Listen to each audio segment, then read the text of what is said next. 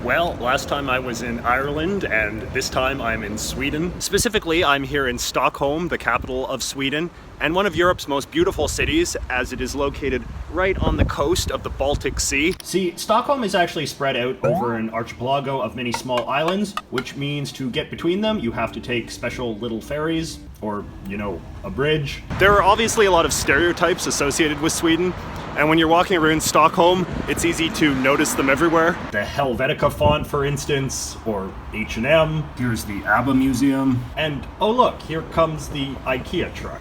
Okay, so now I'm at the Skansen Museum, which is like the old-timey how the Swedish people used to live museum. I feel like every city generally has one of these type of things. A place where you can see recreations of what their houses used to look like, and how they made bread and pots and things, and how people used to complain about the news before the internet was invented. Here's one of their weird summer solstice maypole things. You can also buy plenty of charming Swedish folk art in the gift shop. The Swedes have quite a proud tradition of this. So one thing the Swedes are well known for is having subway stations that have really eccentric art.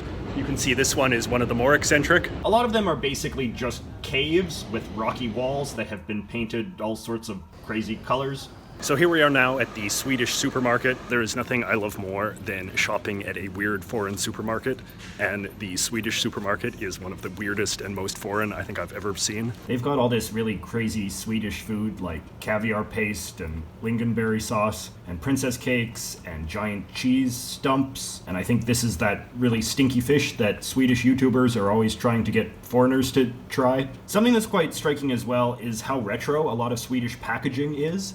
You look at some of these containers and it's clear they haven't updated the design in like 60 years. All right, now here we are at the royal palace of the beloved Swedish king. He lives in this fancy place right back here. By the way, you see these lions here? These are all over the place here in Stockholm. I think they are just a creative way to create road blockages to prevent, cars and trucks and stuff from driving in places where perhaps they shouldn't be. So the king of Sweden is this guy here, Karl the 16th. Gustav. The Swedes give their kings last names, which always sounds odd. The king lives in this palace, and the Swedes make a big deal of the fact that their king lets you walk around in the place where he actually lives, which is something apparently the other kings of Europe are less generous about. The Swedish royal family is French, installed during the reign of Napoleon. The first king of the current line was this guy here, Karl the 14th Johan. In the 1970s, the Swedish government stripped their king of literally all of his political powers, making him one of Europe's least stuff-doing monarchs. Apparently, he doesn't even get to give out medals anymore, but they still have a big display of all of the ones that he used to. Next door to the royal palace is the Swedish parliament. I was not able to go in there, unfortunately, because it is closed on weekdays. This building behind me right here is another very iconic Swedish thing. It is a museum commemorating the Nobel Prizes, which of course originate from Sweden. Alfred Nobel, the great philanthropist, was himself a Swede. And then right over here, we have these two iconic buildings, which are famous for reasons I don't completely understand, but they often appear on Swedish postcards and stuff. You can hear the noisy Swedish children behind me. This old town area around the palace also has lots of great souvenir shops where you can buy all sorts of tacky junk, like novelty Viking helmets. And now we are at the Swedish History Museum. I don't know a lot about Swedish history. I have heard it's boring. Let's see if the museum does anything to dispel that theory.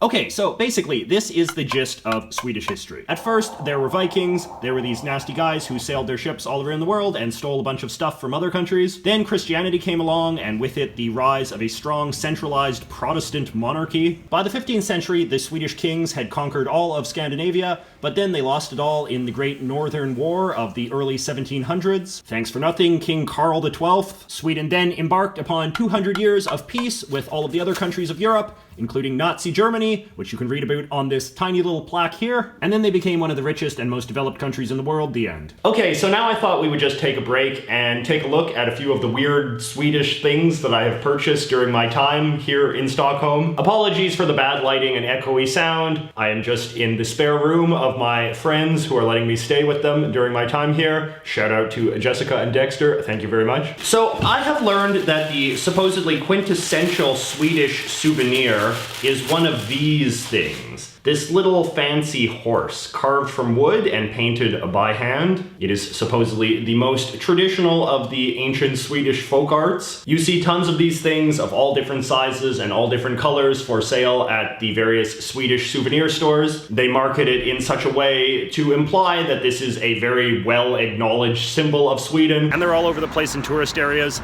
like right here. Although I must say I had never personally seen or been aware of this thing before I came here. I think it is really cool when an entire culture can just be reduced to one object, and this is apparently the object that encapsulates Sweden, at least in the eyes of the Swedish tourism industry. The next thing I bought was this little tray that says fika on it. It is obviously blue and yellow, which are the colors of Sweden, the colors of the Sweden flag, the colors of IKEA, not coincidentally. So the Swedes have a real culture of like snacking and taking coffee breaks and tea breaks and eating, you know, some of their iconic Swedish pastries like cinnamon buns and cardamom buns. And what the Swedish call this tradition of constantly snacking and breaking and all the rest of it is fika. As the plate says, fika is a social institution in Sweden. It means having a break, most often a coffee break, with one's colleagues, friends, date, or family. The word fika can serve as both a verb and a noun. Swedes consider having a coffee an important part of their culture. So I suppose that the ostensive purpose of this plate is that, you know, you bring out all of your little fika goodies and coffee cups and whatnot out on it when you're having one of your many fikas during the course of the day. I just had to buy something that sort of represented the essence of that. I bought this charming postcard of all the different monarchs of Sweden. You know, you often hear that one of the arguments in favor of having a royal family is that it is good for tourism. The Swedes clearly operate on that premise because you can buy a ton of stuff with pictures of their royal family on it. Most of the time it is just like postcards and things of the crown princess and her various children. They are considered the most attractive members of the royal family, but I like this postcard because it has all of the previous kings and queens of Sweden, so it's a little bit more historical, which is what I am interested in. I also brought this educational children's activity book about Vikings. So this is some sort of very cute series of books that are for Swedish children to teach them various things, you know, math and how to tell time and that kind of thing. And I just thought it was kind of funny that among, you know, parts of the body and the weather and, you know, the different planets and this kind of thing, the history of the Vikings is considered a very important part of any young Swedish boy or girl's education. So in this book you learn about, like, you know, the different Viking traditions and what they ate and what their houses were like and what their clothing was like and even their weapons and this sort of thing. I just found that somewhat charming because, you know, I think back home we think of Vikings as being this very sort of brutal, murderous sort of cast of characters. Whereas in Sweden, it is just kind of a more neutral part of their history, so much so that you can just sort of have little cute cartoon Viking people, and it can be seen as something perfectly acceptable to teach children. And speaking of cute things, I also bought this little doll. This is a popular Swedish cartoon character. His name is Alphonse Aberg. I'm not quite sure how you pronounce his last name.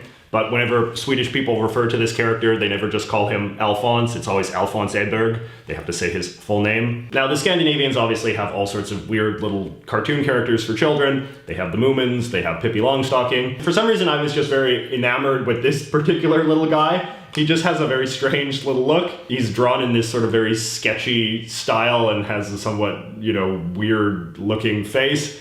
I just thought he was kind of cute, and I've enjoyed asking Swedish people for their opinions about him because he seems to be one of these characters that, like, every Swedish child grew up reading his picture books or watching his show on TV and that sort of thing. So when I ask Swedish people about him, it brings back a lot of nostalgia. I think that's quite a fun thing to do when you meet foreign people, is to sort of find something very iconic about their childhood or their past and then ask them about it, because they'll often be very excited and really want to tell you all of the details about it. So what I've learned about little Alphonse is that, you know, his books are not actually that thrilling. They're just kind of very calm and soothing. You know, Alphonse has like an imaginary friend and he sort of goes off and has little adventures, but, you know, they're very mild adventures. They don't tend to have very strong climaxes. He doesn't really seem to get in much trouble or learn any really important lessons. But, you know, they're just kind of chill, and I guess kids find them fun or relaxing or sort of relate to them in some way. Okay, and here are some of the things that I bought during my supermarket excursion. I bought this package of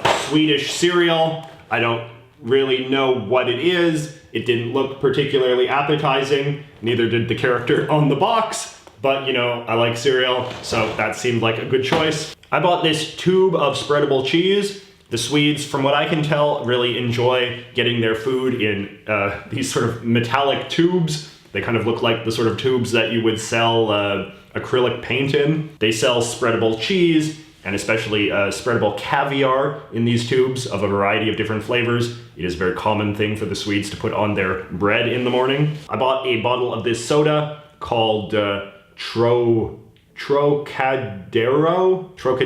I'm sure I'm saying this terribly wrong. I haven't actually tried it yet. Swedish people tell me it is a very iconic soda in their country. I just kind of like the label because it sort of reminded me of Bubble Bobble or Rainbow Islands, if you've ever played any of those games. This is a package of King Gustav sardines. Apparently the kings of Sweden are known to endorse food products that they like. So you can buy King Gustav endorsed sardines. There is also, I believe, King Oscar brand cookies that are quite popular. King Gustav passed away quite some time ago, so it is kind of funny that his endorsement is nevertheless still being touted as something that makes these sardines worth buying. And of course, the Swedes really love their sweets. I bought this package of ballerina cookies, apparently a common brand of cookie here in Sweden. They look like little just sweets with chocolate inside. I brought this Kex brand chocolate bar. This is another very iconic brand of chocolate bar. I tried one of these earlier, it sort of tastes like Kit Kat. And this medley bag of Swedish gummies. In North America, the Swedes are associated with a large number of gummies, you know, the Swedish fish and the Swedish berries and this sort of thing. From what I can tell, this is a reputation that is completely justified, as the Swedes do enjoy their gummies. They have a huge variety of them that, you know, in the typical European style, you can scoop out and put in your little bag and take home with you, or take to the movies, or take to your fika, or whatever. I was very careful to avoid the heavily salted Swedish licorice that a Swedish viewer of mine sent to me a while back. You may recall my reaction to that was less than favorable. So yes, pretty good Swedish food haul. All right, and now I am back home, thus ending my big European adventure. I hope you enjoyed this little retrospective on my trip to Sweden. If you are a Swedish person yourself, I hope you were not too offended by my attempts to summarize your society. I know the Irish were a little offended at my last video, but you know, I like the countries of the world, I like observing them, I like observing culture, but I do not take things very seriously. And if you doubt that claim, just watch one of my videos about Canada. See y'all next week.